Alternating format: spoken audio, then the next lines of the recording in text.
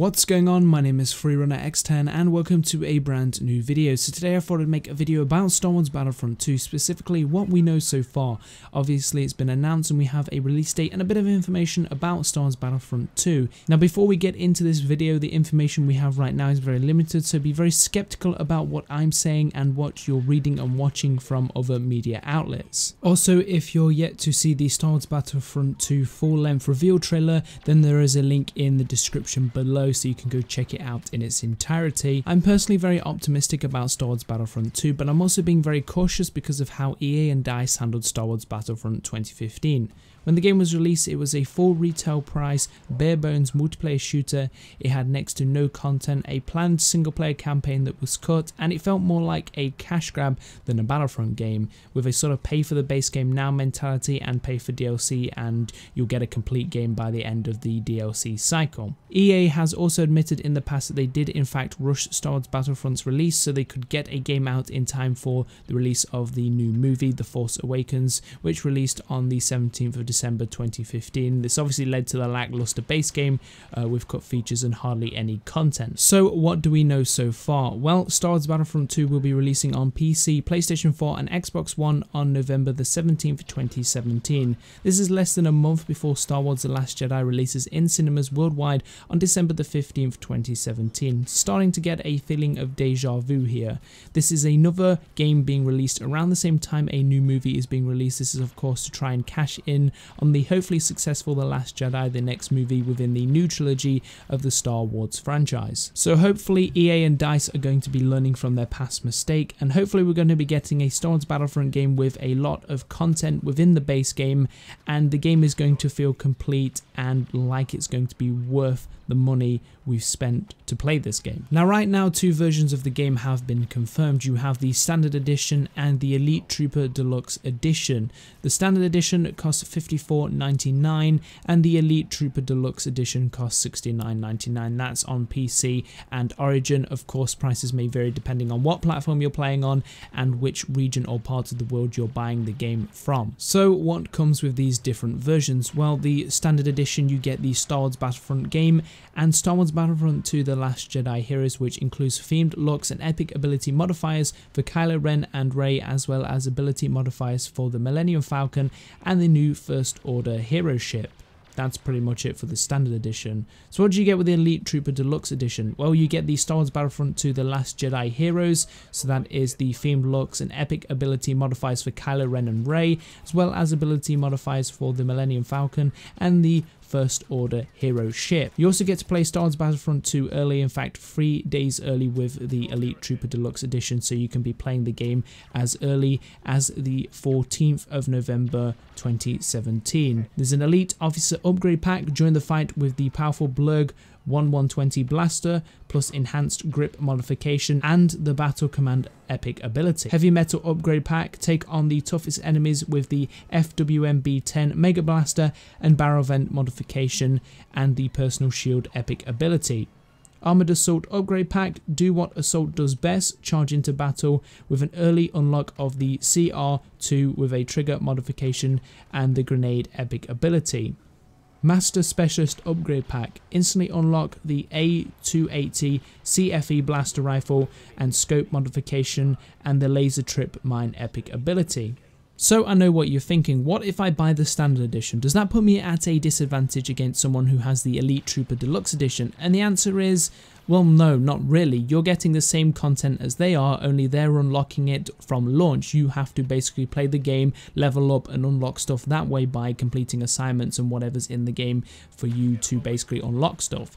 And you're going to have to grind in order to unlock this stuff, whereas people who pay extra money are basically getting shortcut bundles, similar to what you can get with Battlefield 4, Battlefield Hardline and Battlefield 1, where you can pay to unlock all weapons for a certain class, all vehicle attachments and modifiers, that kind of thing. But basically you're just paying for that with the Deluxe Edition, as well as paying for early access to the game.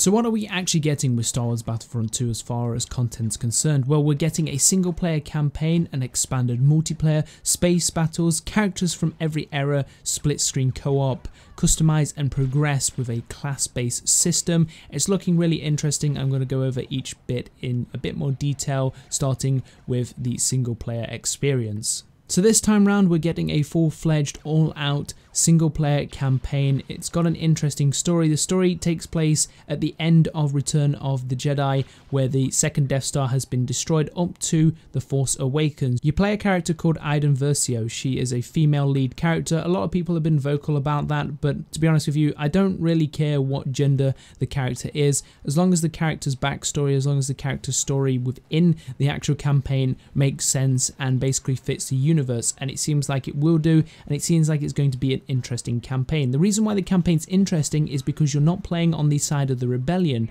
You may get an opportunity to play as, for example, Luke Skywalker, but for most of the campaign you're playing as an Imperial Stormtrooper. You're not a Stormtrooper per se, you are a Special Forces Stormtrooper known as Inferno Squad. You're basically a Special Forces commando who is trained in ground combat, vehicle and air combat. So it's going to be interesting. Hopefully we're going to be on various different planets fighting different battles, covering and spanning the 30-year gap in between the Return of the Jedi and the Force Awakens. Not much is known about the character, but we do know she's obviously the commando. She's in charge of Inferno Squad, and also her father is apparently a general with the Empire. Now her home planet, which has been specifically created for this game, called Vardos, is in fact an Imperial utopia. This planet willingly decided to join the Empire because I presume they thought that the Empire meant well and the Empire were doing things that seemed morally right to them, I believe. So it's going to be interesting to see this whole planet that is an Imperial planet. Now moving on to the multiplayer. Now multiplayer information is very scarce. We know that there's going to be 40-player massive multiplayer fights, which is kind of disappointing. So that means 20 versus 20. I would have liked to have seen 64 players, you know, 32 versus 32. That would have been pretty amazing, especially in a Star Wars Battlefront game, but I guess we're not going to get that. Now as far as multiplayer is concerned, we've gone from a sort of you're a soldier with certain cards to a class-based system. Now not much is known about this class-based system, but I'm hoping it's going to be something like Battlefield games where you have a medic class, you have an engineer, you have a support and a recon class, and maybe a few other classes to cater to Star Wars, for example an officer class or maybe a special unit class.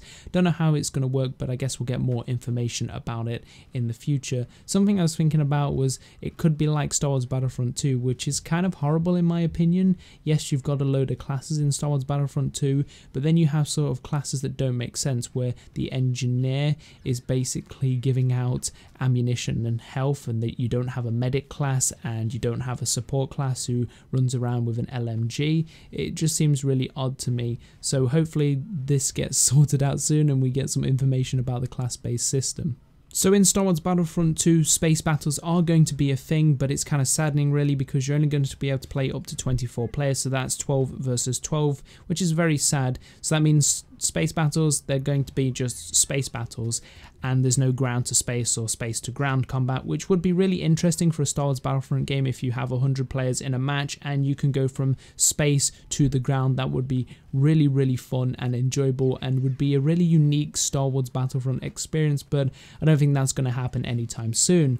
Now I'm hoping with the space battles you can actually raid an enemy's cruiser, you can sabotage their ship and hopefully blow it up. That would be interesting to see if that's going to be part of these space battles. Hopefully it is, and hopefully we're going to have interesting sort of spaceship combat mixed with trying to ram a spaceship into the enemy's cruiser to get into their ship and sabotage it with a bit of sort of on spaceship combat. That'd be pretty interesting. It wouldn't be space to ground, but it would be sort of space to ground. It's more like space to spaceship, but it'd be interesting and I'd really enjoy that. Now because Star Wars Battlefront 2 is going to be set across the entire Star Wars saga from the prequels all the way up to the new trilogy, we're going to see a lot of heroes and villains from every era. So right now Kylo Ren's confirmed, Rey's confirmed, Darth Maul, Yoda are confirmed. possibly Luke Skywalker because he's in the single player trailer, but hopefully we're going to see quite a lot of heroes and villains. I'm hoping to see Count Dooku, General Grievous, Anakin Skywalker, Obi-Wan Kenobi, both old and hopefully young. That would be interesting to see. Don't know whether they're going to do that, but I feel like that could be a thing that we should have, especially when it comes to Star Wars Battlefront. There should be quite a lot of characters. I don't want to have to pay for characters. For example, General Grievous would probably be my most requested and wanted character because he's so unique. Like, he's such a badass. But yeah, if we have to pay for that, it's going to be a bit disappointing. And while we're on the subject of heroes and villains, it looks like you're going to be able to unlock certain upgrades for a certain hero or villain, so you can basically tailor that hero or villain to your playstyle. So that's going to be interesting. So yeah, you've got a class-based system with unlocks, and you've got heroes that also have unlocks. So that's going to be very interesting, and I'm intrigued to see how that's going to work. Now, if you are a console player and you have a PlayStation 4 or Xbox One or both, you can actually play Star Wars Battlefront split screen co-op. That's only available to Xbox One and PlayStation 4, obviously not on PC, and the progress you actually make in the split screen co-op actually goes to the online battleground. So that means you can play split screen with your friend at your house, and then all of that progress that you made during that session you can then take into multiplayer and play with all of those unlocks. And that's what we know so far about Star Wars Battlefront 2. It looks pretty promising. I'm optimistic, but I'm also being very cautious. Like I said in the beginning, we don't want a repeat of what happened with Star Wars Battlefront, the 2015 reboot. Hopefully Star Wars Battlefront 2 is going to be a Star Wars Battlefront game and much more, hopefully. I hope you enjoyed this video. If you did enjoy this video, don't forget to leave a like. Unfortunately, if you didn't enjoy this video, this is the dislike button. Let me know in the comment section below what you think about Star Wars Battlefront 2. Are you excited? Are you very cautious and optimistic like I am? Or are you just completely going to pass on this game? Let me know in the comment section below. And if you'd like to see more content by me or more content like this, then hit that subscribe button. May the Force be with you. And as always, I will see you in my next video.